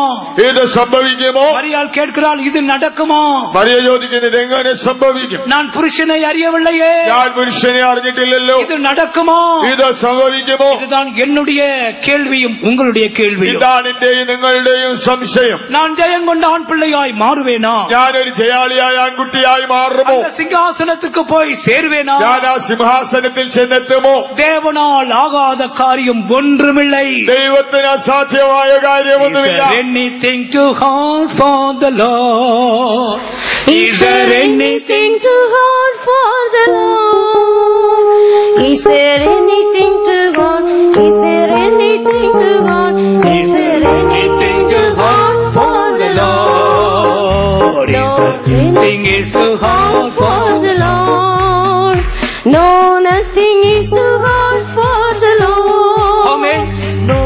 nothing is too hard. No, nothing is too hard. No, nothing is too hard for the Lord. Hallelujah. Hallelujah. ஆண்டவருக்கு இது கூடாத காரியமா? ദൈവത്തിന് ഇത് അസാധ്യമോ? நிச்சயமாகி நடக்கும். തീർച്ചയായും ഇത് നടക്കും. விசுவாசத்தோடு இந்த சத்தியத்தை கேளுங்கள். വിശ്വാസത്തോടുകൂടെ ഈ സത്യങ്ങളെ കേൾക്കുവിൻ. இந்த இயேசு அல்லது ஒரு ஆண் பிள்ளை ஒரு சபைக்குள் பிறக்க வேண்டுமானால், ഒരു സഭയുടെ ഉള്ളിൽ യേശു എന്ന ഈ ആൺകുട്ടി ജനിക്കണമെങ്കിൽ பவுல் சொல்றார், என் சிறு பிள்ளைகளே கிறிஸ்தவங்களுக்குள் மட்டும் உருவாக மட்டும். പൗലോസ് പറയുന്നു, എന്റെ കുഞ്ഞുങ്ങളെ ക്രിസ്തു നിങ്ങളിൽ ഉരുവാകുവോളം என்ன செய்ய வேண்டும்? ചെയ്യേണ്ടത്. இந்த லூக்கா 1 அதிகாரத்திலே சில காரியங்கள் எழுதப்பட்டிருக்கிறது. ലൂക്കോസ് 1 അധ്യായത്തിൽ ചില കാര്യങ്ങൾ എഴുതിയിട്ടുണ്ട്. 28 വചനத்தை പഠിயுங்கள். 28 വാക്യം വായിക്കാം. ദൂതൻ അവളുടെ അടുക്കൽ അകത്തു ചെന്ന്, കൃപ ലഭിച്ചവളെ നിനക്ക് വന്ദനം, കർത്താവ് നിന്നോട് കൂടെ ഉണ്ട് എന്ന് പറഞ്ഞു. அவள் இருந்த வீட்டில் தேவதூதன் பிரவேசித்து, கிருபை பெற்றவளே வாழ்க, கர்த்தர் உன்னுடனே இருக்கிறார், ஸ்திரீகளுக்குள்ளே நீ ஆசீர்வதிக்கப்பட்டவள். கர்த்தருக்கு மகிமை உண்டாகட்டும். ദൈവത്തിന് മഹത്വം. இதாவது முதலாவது விஷயம். ഇതാണ് ഒന്നാമത്തെ കാര്യം. கிருபை பெற்றவளே வாழ்க. കൃപ ലഭിച്ചവളെ നിനക്ക് വന്ദനം. கிறிஸ்தவ வாழ்க்கையின் அடிஸ்தானம் கிருபை. ക്രിസ്തീയ ജീവിതത്തിന്റെ അടിസ്ഥാനം കൃപ. வெளிப்படுத்தல் 12 அதிகாரத்தில் சொல்லப்பட்ட ஸ்திரீ சந்திரன் மேல் நிற்கிறார். വെളിപ്പാട് പുസ്തകം 12 അധ്യായത്തിൽ കാണപ്പെടുന്ന സ്ത്രീ നിൽക്കുന്നത് ചന്ദ്രന്റെ മേൽ. எனவே கர்த்தருடைய வருகைக்கு போக வேண்டுமானால் தேவ ஜனங்கள் கிருபையிலே நிலை கொண்டிருக்க வேண்டும். ആകയാൽ കർത്താവിന്റെ വരവിൽ എടുക്കപ്പെടണമെങ്കിൽ ജനങ്ങൾ നിൽക്കേണ്ടത് ദൈവകൃപയിൽ അത്രേ. கர்த்தருக்கு மகிமை உண்டாகும். ദൈവത്തിന് മഹത്വം. இந்த கிருபையை 2 விதங்களிலே மரியாள் பெற்றுக்கொண்டார். മറിയ ഈ കൃപ പ്രാപിച്ചത് 2 വിധത്തിലാണ്. 1 பேதுரு 5 அதிகாரத்தின் 5 வசனத்தில் 1 പത്രോസ് 5:5 அந்தபடி இளைஞரே, மூப்பருக்கு கீழ்ப்படியுங்கள், நீங்கள் எல்லாரும் ஒருவருக்கொருவர் கீழ்ப்படிந்து மனத்தாழ்மையை அணிந்து கொள்ளுங்கள். பெருமையுள்ளவர்களுக்கு தேவன் எதிர்த்து நிற்கிறார், தாழ்மையுள்ளவர்களுக்கோ கிருபை அளிக்கிறார். தாழ்மையுள்ளவர்களுக்கோ கிருபை அளிக்கிறார். താഴ്മയുള്ളവർക്ക് അവൻ ധാരാളം കൃപ നൽകുന്നു. இந்த கிருபை, இந்த தாழ்மை மரியாளுக்குள் இருந்தது. മറിയയുടെ ഉള്ളിൽ ഈ താഴ്മയും കൃപയും ഉണ്ടായിരുന്നു. 48 வசனத்திலே 48 വാക്യത്തിൽ அவர் தம்முடைய அடிமையின் தாழ்மையை நோக்கி பார்த்தார். അവൻ തന്റെ ദാസിയുടെ താഴ്ച കടാക്ഷിച്ചിരിക്കുന്നു. எங்கே தாழ்மை உண்டோ அங்கே கிருபை உண்டு. താഴ്മയുള്ളിടത്ത് കൃപയുണ്ട്. எங்கே பெருமை உண்டோ தேவனே எதிராளியாய் போகிறார். നിഗളമുള്ളിടത്ത് ദൈവം തന്നെ എതിരാളിയാകുന്നു. எனவே மரியாளுக்குள்ளே ஆண்டவர் மனத்தாழ்மையை பார்த்தார். ആകയാൽ മറിയയുടെ ഉള്ളിലെ താഴ്മയെ ദൈവം കണ്ടു. இரண்டாவதாக 2 கொரிந்தியர் 4 அதிகாரத்தின் 2 കൊരിന്ത്യർ 4 അധ്യായം 5 വചനத்திலே 5 വാക്യത്തിൽ அநேகருடைய ஸ்தோத்திரத்தினாலே கிருபை பெருகுகிறது. പലരുടെയും സ്തോത്രത്താൽ കൃപ പെരുകുന്നു. കൃപ പലരിലും പെരുകി ദൈവത്തിന്റെ മഹിമയ്ക്കായി സ്തോത്രം വർദ്ധിപ്പിക്കേണ്ടതിന്. ஆமென். அநேகருடைய ஸ்தோத்திரத்தினாலே கிருபை பெருகுகிறது. പലരുടെയും സ്തോത്രത്താൽ കൃപ പെരുകുന്നു. கர்த்தருக்கு மகிமை உண்டாகும். ദൈവത്തിന് മഹത്വം. அதான் மரியாளும் செய்தாள். മറിയയും ചെയ്തതിന് തന്നെ 46 வசனத்தை படிக்கும் பொழுது 46 വാക്യത്തിൽ என் ஆத்துமா கர்த்தரை மகிமைப்படுத்துகிறது. എന്റെ ഉള്ളം യഹോവയെ മഹിമപ്പെടുത്തുന്നു. இது 2 சேர்ந்தே போகும். ഇത് രണ്ടും ഒത്തുചേർന്ന് പോകും. மனத்தாழ்மை, താഴ്മ, துதியினாவி, സ്തുതിയുടെ ആത്മാവ്, இது 2 தான் கிருபையை சேர்த்துக் கொண்டே இருக்கும். 2 കൃപയെ നമ്മിലേക്ക് ശേഖരിക്കുന്നു. எனவே கிறிஸ்து உருவாக்கப்பட வேண்டுமானால், ആകയാൽ ക്രിസ്തു ഉരുവാകേണ്ടതിന്, ஜெயங்கொண்ட ஆண் பிள்ளை பிறக்க வேண்டுமானால், ജയാളിയായ ആൺകുട്ടി ജനിക്കണമെങ്കിൽ தேவ சபை கிருபையிலே காக்கப்பட வேண்டும். ദൈവസഭ കൃപയാൽ സൂക്ഷിക്കപ്പെടേണം. ஸ்தோத்திரம். ദൈവത്തിന് സ്തോത്രം. எனவேதான் மனத்தாழ்மை அணிந்து கொள்ளுங்கள். ആകയാൽ മനത്താഴ്മ ധരിപ്പിൻ. துதியை விட்டுவிடாதிருங்கள். സ്തുതിയെ ഉപേക്ഷിക്കാതിരിപ്പിൻ. கர்த்தருக்கு மகிமை உண்டாகட்டும். ദൈവത്തിന് മഹത്വം. இரண்டாவதாக, രണ്ടാമതായി இந்த கிறிஸ்து அவளுக்குள் உருவாக்கப்பட வேண்டுமானால், അവളിൽ ക്രിസ്തു ഉരുവാകണമെങ്കിൽ அந்த 28 வசனத்திலே അവിടെ 28 വാക്യത്തിൽ கர்த்தர் உன்னோடு கூட இருக்கிறார். യഹോവ നിന്നോട് കൂടെയുണ്ട്. கர்த்தருக்கு ஸ்தோத்திரம். ദൈവത്തിന് സ്തോത്രം. இருப்பாராக என்று அல்ல, ഇരിക്കുമാറാകട്ടെ എന്നല്ല, மரியாளே മറിയയെ கர்த்தர் உன் கூட தான் இருக்கிறார். യഹോവ നിന്നോട് കൂടെ തന്നെയാണുള്ളത്. தெய்வத்துக்கு மகிமை உண்டாகும். ദൈവത്തിന് മഹത്വം. മഹത്വം.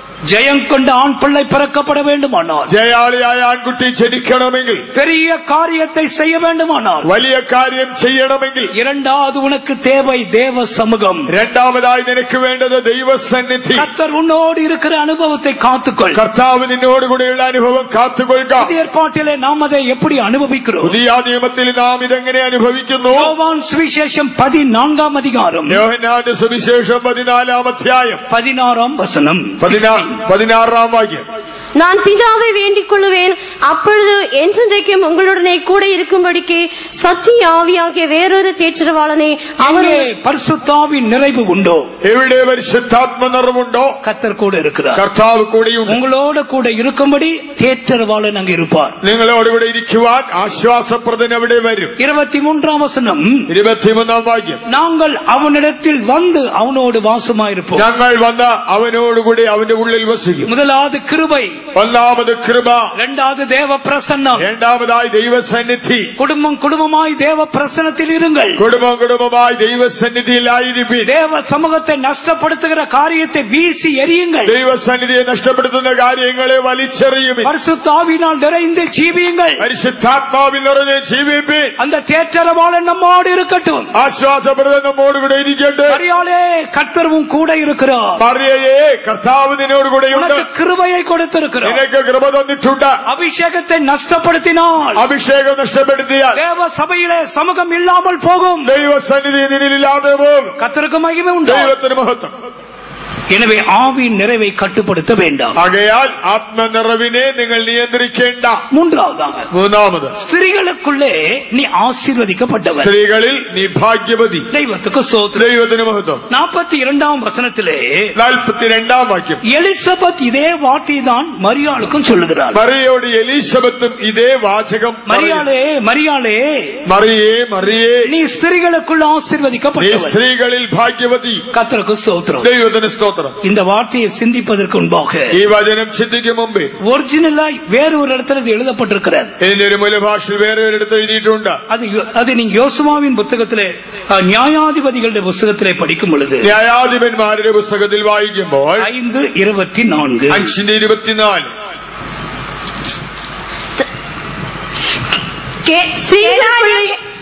കേനാനെ ഹേബരിൻ ഭാര്യ യായേലോ നാരീ ജനത്തിൽ അനുഗ്രഹം ലഭിച്ചവൾ. ஸ்திரீகளுக்குள்ளே கேனியனாகிய ஏபேரின் மனைவியாய் யாகேல் ஆசீர்வதிக்கப்பட்டவள். கர்த்தருக்கு ஸ்தோத்திரம். படிங்க, ஃபுல்லா படிங்க. கூடாரத்தில் வாசமாயிருக்கிற ஸ்திரீகளுக்குள்ளே அவள் ஆசீர்வதிக்கப்பட்டவளே. ஸ்திரீகளுக்குள்ளே, கூடாரத்தில் வாசமாயிருக்கிற ஸ்திரீகளுக்குள்ளே யாகேல் நீ ஆசீர்வதிக்கப்பட்டவள். നാരീ ജനത്തിൽ, കൂടാരവാസിനി ജനത്തിൽ നീ അനുഗ്രഹം ലഭിച്ചവൾ. கர்த்தருக்கு மகிமை உண்டா? ദൈവത്തിന് സ്തോത്രം.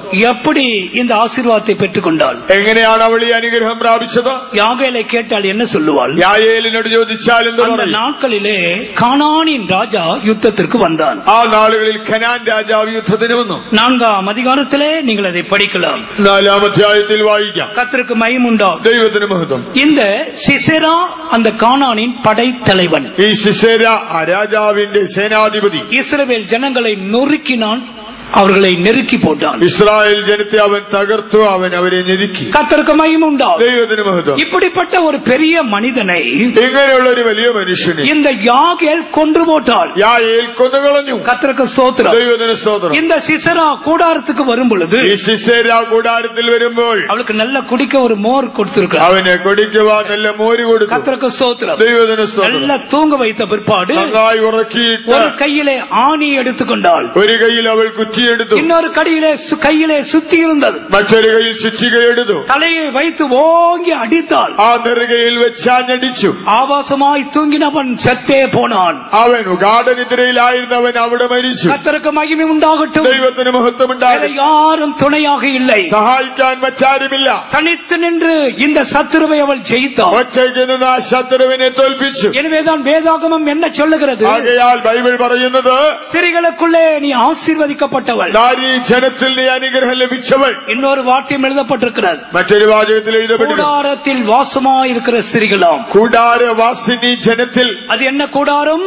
എന്താണ് ഈ കൂടാരം? அதான் விசுவாச ஜீவியம். ഇതാണ് വിശ്വാസ ജീവിതം. இந்த மார்க்கம் விசுவாசத்தின் மார்க்கம். ഈ മാർഗം വിശ്വാസ മാർഗം. நம்ம எல்லாரும் கூடார ஜீவிகள். നമ്മളെല്ലാം കൂടാരവാസികൾ. கர்த்தருக்கு மகிமை உண்டாகட்டும். ദൈവത്തിന് മഹത്വം. விசுவாசத்துல நாம் ஜீவிக்கிறோம். നാം വിശ്വാസത്തിൽ ജീവിക്കുന്നു.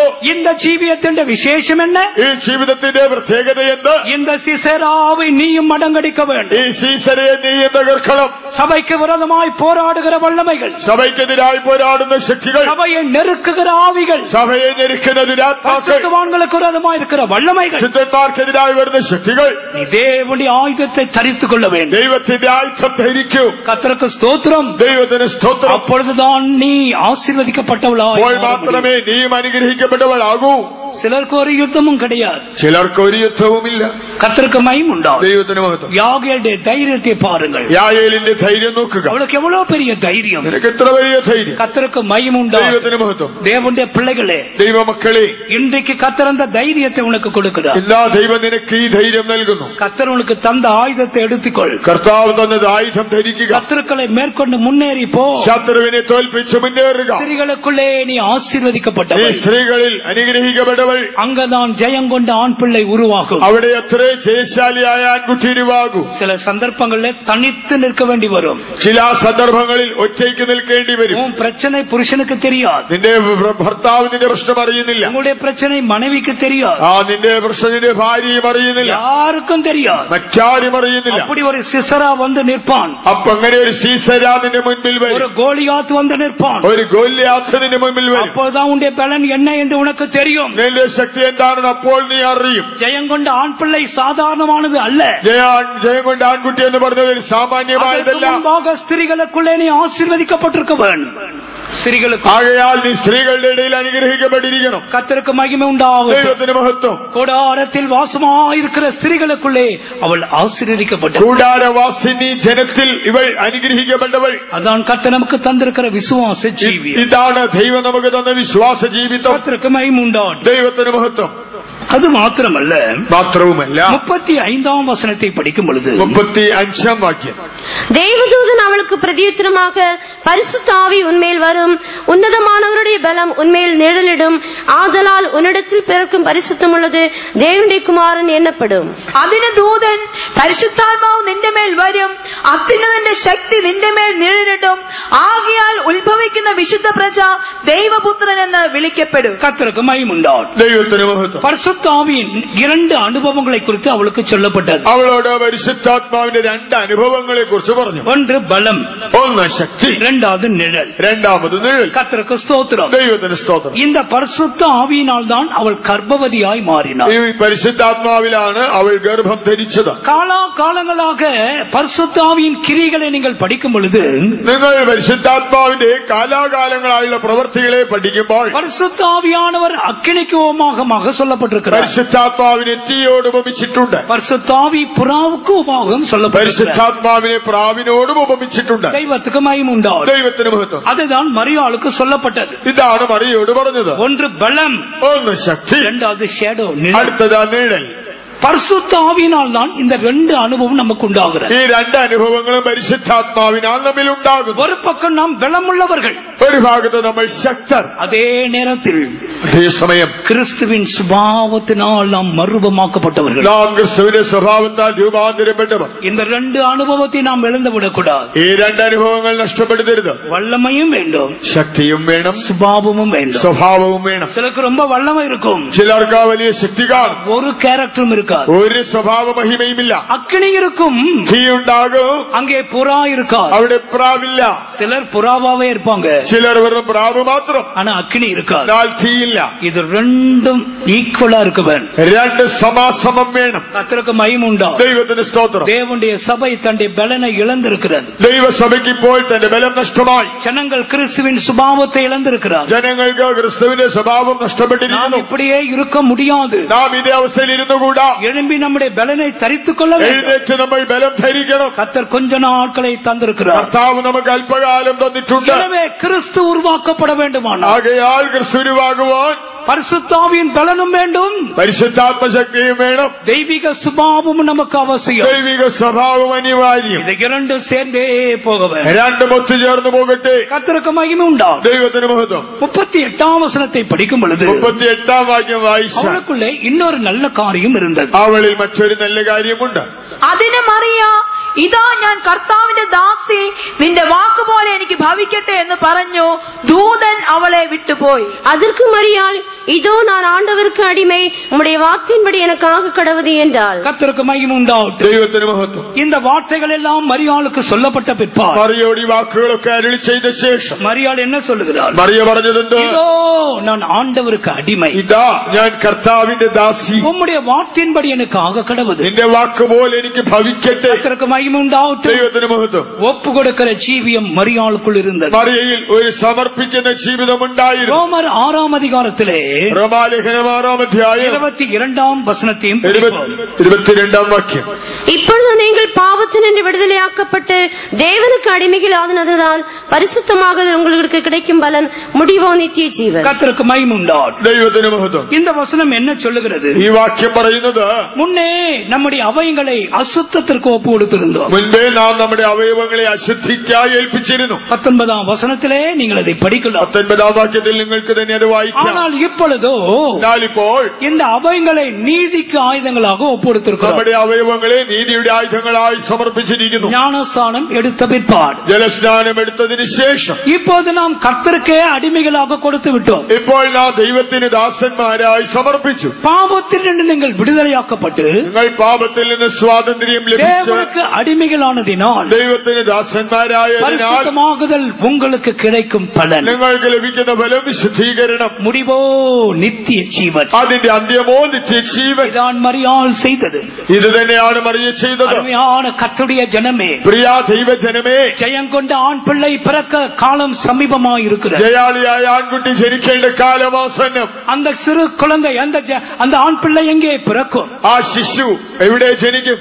தங்களை ஆண்டவருக்கு அடிமையாய் ஒப்பு கொடுத்தவர்கள், കർത്താവിന് തങ്ങളെ തന്നെ അടിമകളായി ഏൽപ്പിച്ചവരിൽ இந்த ஆராதனைக்கு வந்திருக்கிற தேவ பிள்ளையே, ഈ ആരാധനയിൽ വന്ന ദൈവവൈതലേ, எதற்கு நீ അടിமையாயிருக்கிறாய்? എന്തിനാണ് ഇപ്പോൾ അടിമപ്പെട്ടിരിക്കുന്നത്? கண்களின் இச்சைக்கா, കൺമോഹത്തിനോ, மாம்ச இச்சைக்கா, ജഡമോഹത്തിനോ, அல்லது ஏதாவது ஒரு பாவத்திற்கா, അല്ലെങ്കിൽ മറ്റെന്തെങ്കിലും പാപത്തിനോ, உலகத்தின் அசுத்தங்களுக்கா ലോകത്തിലെ അശുദ്ധികൾക്കോ ஒரு அடிமையாய் வாழ்ந்து கொண்டிருக்கிறாயோ? നീ ഒരു അടിമയായിട്ടാണോ ജീവിക്കുന്നത്? என்றால் ஜெயங்கொண்ட ஆண் பிள்ளை எங்கே பிறக்கும்? അങ്ങനെയെങ്കിൽ ജയകൊണ്ട ആൺകുട്ടി എവിടെ ജനിക്കും? உன்னுடைய சரீரத்தை ஆண்டவருக்கு அடிமையாய் ഇന്ന് கொடுத்து തന്നെ നിന്റെ ശരീരത്തെ ദൈവത്തിന് അടിമയായി സമർപ്പിക്കും. வல்லமையுள்ளவர் பெரிய காரியத்தை எனக்கு செய்து விட்டார். ശക്തനായവൻ എനിക്ക് വലിയവ ചെയ്തിരിക്കുന്നു. மரியாள் என்ன சொல்லுகிறாள்? മറിയ പറയുന്നത്, அங்க தேவதூதன் போய்விட்டான் என்று எழுதப்பட்டிருக்கிறது. ദൈവദൂതൻ പോയി എന്ന് എഴുതിയിരിക്കുന്നു. அவளுக்கு இனி சந்தேகமே இல்லை. ഇനി തെല്ലും സംശയമില്ല. அவளுடைய ஆத்துமா களி கூறுகிறது. അവളുടെ ഉള്ളം ആനന്ദിക്കുന്നു. ஓ, பெரிய பாக்கியசாலியாய் மாறிவிட்டாள். അവളൊരു മഹാഭാഗ്യവതിയായി മാറി. தெய்வத்துக்கு மகிமை உண்டாகட்டும். ദൈവത്തിന് മഹത്വം. அவளுக்கு சந்தேகமில்லை,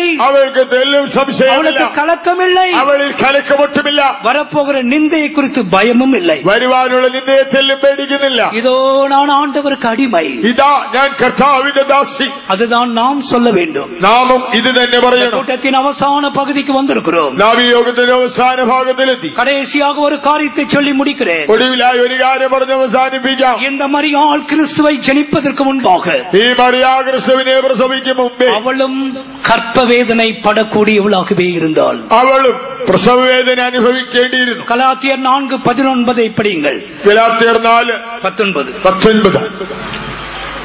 என் சிறு பிள்ளைகளே, கிறிஸ்து உங்களிடத்தில் உருவாகும் அளவும் உங்களுக்காக மறுபடியும் கற்ப வேதனைப்படுகிறேன். ക്രിസ്തു നിങ്ങളെ ഉരുവാകുവോളം ഞാൻ പിന്നെയും പ്രസവവേദനപ്പെടുന്നവരായ എന്റെ കുഞ്ഞുങ്ങളെ. வெளிப்படுத்தல் 12:2. വെളിപ്പാട് 12:2. அவள் கர்ப்பவதியாயிருந்து பிரசவ வேதனை அடைந்து பிள்ளை பெறும்படி வருத்தப்பட்டு அலறினாள். അവൾ ഗർഭിണിയായി നോവ് കിട്ടി വേദനപ്പെട്ട് നിലവിളിച്ചു. கர்த்தருக்கு ஸ்தோத்திரம். ദൈവത്തിന് സ്തോത്രം. இந்த அனுபவம் இல்லாமல் ஜெயம் கொண்ட ஆண் பிள்ளை சாத்தியமே இல்லை. ഈ അനുഭവം ഇല്ലാതെ ഒരു ജയം കൊണ്ട ആൺകുട്ടി അസാധ്യം. ஒரு பரிசுத்தவான் இப்படி சொல்லுகிறார். ഒരു വിശുദ്ധൻ ഇങ്ങനെ പറഞ്ഞു, கொல்கதா இல்லாமல் மேல் வீட்டறை இல்லை, ഗൊൽഗോഥ ഇല്ലാതെ മാളിക മുറിയില്ല, கல்வாரி பாடுகள் இல்லாமல் மேல் வீட்டறையே கிடையாது. കാൽവറിയിലെ കഷ്ടങ്ങളില്ലാതെ മാളിക മുറിയില്ല. இதனை சிந்திக்க வேண்டும். നീ ഇത് ചിന്തിക്കണം. மரியாளும் அவளுக்கு விதிவிலக்கு அல்ல. മറിയയും അതിൽ നിന്ന് ഒഴിഞ്ഞവളല്ല. கர்த்தருக்கு மகிமை உண்டா. ദൈവത്തിന് മഹത്വം. பரிசுத்த பவுல் என்ன சொல்லுகிறார்? വിശുദ്ധ പൗലോസ് എന്ന് പറയുന്നു, சிறு பிள்ளைகளே, എന്റെ കുഞ്ഞുങ്ങളെ, கிறிஸ்து உங்களுக்குள் உருவாக்கும் அளவு ക്രിസ്തു നിങ്ങളിൽ ഉരുവാകുവോളം நான் கர்ப்ப வேதனைப்படுகிறேன். ഞാൻ പ്രസവവേദന അനുഭവിക്കും. பரிசுத்தவானுடைய வேதனை அதுதான். വിശുദ്ധന്മാരുടെ വേദന ഇതാണ്. அந்த ஸ்திரீ பிள்ளை பெறும்படி வருத்தப்பட்டு அலறினாள். ആ സ്ത്രീ നോവുകിട്ടി വേദനപ്പെട്ട് നിലവിളിച്ചു. சபையானது இந்த இடத்துக்கு வரத்தான் வேண்டும். സഭ ഇങ്ങനെ ഒരു അവസ്ഥയിലെത്തിയേ മതിയാകൂ. இதை மனதில் வைத்துக் கொண்டு இந்த கூட்டத்தை விட்டு வெளியே போ. നാം ഇത് മനസ്സിൽ വെച്ചുകൊണ്ട് മാത്രമേ യോഗം വിട്ടു പോകാവൂ. ஒரு நாள் கர்ப்பவதி கதறுவது போல நீ கதறுவாய். ഗർഭിണി നിലവിളിക്കുന്നത് പോലെ ഒരു നാളിൽ നീ നിലവിളി. ஜெயம் கொண்ட ஆண் பிள்ளையை பிரசவிக்கும்படியாய், ജയം കൊണ്ട് ആൺകുട്ടിയെ പ്രസവിക്കുവാൻ முழு சபையும் பாடுகளுக்கு வழியாய் போகத்தான் வேண்டும். സർവ്വസഭയും കഷ്ടതകളിലൂടെ പോയേ മതിയാവും. அந்த பாடுகள் தேசத்திலே ஆரம்பமாகிவிட்டது. ആ കഷ്ടതകൾ ദേശത്ത് തുടങ്ങി. தேசத்தை ஆளுகிறவர்கள் சட்டங்களை கொண்டு வருகிறார்கள். ഭരിക്കുന്നവർ നിയമങ്ങൾ കൊണ്ടുവരുന്നു. இனி நாட்கள் எப்படி இருக்குமோ தெரியாது. മുന്നോട്ടുള്ള നാളുകൾ എങ്ങനെയെന്ന് അറിയില്ല. ஆனால் ஒன்று நிச்சயம், എന്നാൽ ഒന്നുറപ്പ്, வல்லமையுள்ளவர் பெரிய காரியத்தை செய்வார். ശക്തനായവൻ വലിയവ ചെയ്യും. தேவ சபையிலே அந்த ஆண் பிள்ளை பிறக்கும். ദൈവസഭയിൽ ആൺകുട്ടി നിശ്ചയമായും ജനിക്കും. கர்த்தரை நேசிக்கிற ஜனங்கள், ദൈവത്തെ സ്നേഹിക്കുന്ന ജനം, உண்மையான பரிசுத்தவான்கள், ശരിയായ വിശുദ്ധന്മാർ, உத்தமமான ஜனங்கள், ഉത്തമരായ ജനങ്ങൾ கர்ப்ப வேதனை என்ற வழிக்கு போய்கொண்டே இருப்பார்கள். പ്രസവ വേദനയുടെ പാതയിൽ കൂടെ പോകും. பாரத்தோடு ஜீவிப்பார்கள். ഭാരത്തോടെ ജീവിക്കും. அவர்கள் மற்றவர்களை குற்றச்சாட்ட மாட்டார்கள். മറ്റുള്ളവരെ കുറ്റപ്പെടുത്തില്ല. அவர்களுக்குள்ள கிறிஸ்துவின் ஆவி இருக்கும். അവരുടെ ഉള്ളിൽ ക്രിസ്തുവിന്റെ ആത്മാവ് இரவும் பகலும் ஜெபத்தில் இருப்பார்கள். രാപ്പകൽ പ്രാർത്ഥിക്കും. என்ற ஆண்டவர் எப்போது வருவார்? എന്റെ കർത്താവ് എപ്പോൾ വരും? இயேசு எப்போது வருவார்? എന്റെ യേശു എപ്പോൾ വരും? நான் எப்போது அவரிடத்தில் போய் சேர்வேன்? ഞാൻ എപ്പോൾ അവന്റെ അടുക്കൽ ചെല്ലും? இந்த பாடுகள் எப்போது முடியும்? ഈ കഷ്ടങ്ങൾ എപ്പോൾ തീരും? இதை மனதில் வைத்துக் கொண்டு இந்த இடத்தை விட்டு போவோம். ഇതോ മനസ്സിൽ വെച്ചുകൊണ്ട് ഇവിടെ വിട്ടുപോകാം. அந்த ஸ்திரீ கர்ப்ப வேதனை அடைந்தார். ആ സ്ത്രീ ഗർഭിണിയായി വേദനപ്പെട്ടു. கர்த்தருக்கு மகிமை உண்டாகும். ദൈവത്തിന് മഹത്വം. ஜெயம் கொண்ட ஆண் பிள்ளையை யோசித்தாள். ജയം കൊണ്ട് ആൺകുട്ടിയെ ജനിപ്പിച്ചു. நம்முடைய கண்களை மூடுவோமாக. കണ്ണുകളെ അടയ്ക്കാം. கர்த்தர் அதை தான் செய்ய போகிறார். ദൈവം അതാണ് ചെയ്യാൻ പോകുന്നത്. இந்த தரிசனம் உனக்கு உண்டோ? ഈ ദർശനം നിനക്കുണ്ടോ? தேவ பிள்ளையே, ദൈവ പൈതലേ, கால்களை மடக்குவோம். മുഴങ്കാൽ മടക്കാം. இதுபோல ஒரு அவசரம் நமக்கு கிட்டுமோ? ഇതുപോലെ ഒരു സന്ദർഭം ഇനി കിട്ടുമോ? இனி நமக்கு கிடைக்குமோ?